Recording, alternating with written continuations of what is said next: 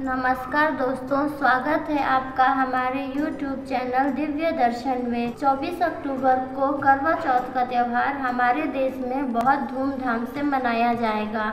इस त्यौहार का सुहागिन महिलाएं वर्ष भर इंतजार करती हैं। इस दिन सुहागिन स्त्रियां अपने पति के खुशहाल जीवन और लंबी उम्र के लिए पूरे दिन निर्जला व्रत रखती हैं और ये व्रत की शुरुआत सास के हाथों सरगी लेने से करती हैं और शाम के समय अपनी सास का आशीर्वाद लेकर इस व्रत का समापन करती हैं। तो आइए जानते हैं कि आखिर इस त्योहार में सास का इतना महत्व क्यों होता है। दोस्तों, सास ही दुनिया में वह इंसान होती है जो आपके पति को जन्म देती है, उनके पालन पोषण की पूरी जिम्मेदारी उठाती हैं, जीवन भर उनकी खुशियों का ख्याल रखती हैं। तो ऐसे में आप जब अपने पति के लिए व्रत करती हैं, उनकी खुशी के लिए व्रत करती हैं, तो आपकी सास से महत्वपूर्ण इंसान कोई नहीं हो सकता।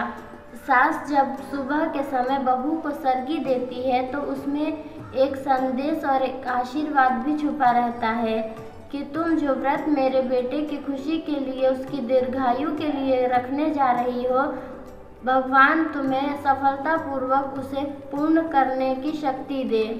सास की दी जाने वाली सरगी में बहू के लिए कपड़े, उसके श्रृंगार का सारा सामान, फेनिया, ड्राई फ्रूट्स और नारियल शामिल होते हैं। सास की दी हुई सरगी में की फेनिया बनाकर पहले पितरों को, गाय को, कुत्ते को, कौवे का हिस्सा अलग कर दें। उसके बाद अपने पति के लिए और परिवार के लिए भी हिस्सा रखें। उसी में से कुछ हिस्सा सास को दिया जाता है। कुछ लोगों को ये दुविधा रहती है कि अगर उनकी सास विधवा है तो वो सास के लिए बायना निकालें या ना निकालें।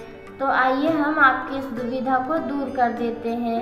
दोस्तों, आप ये व्रत अपनी सास की आप ये व्रत अपने पति की दीर्घायु के लिए रख रही हैं।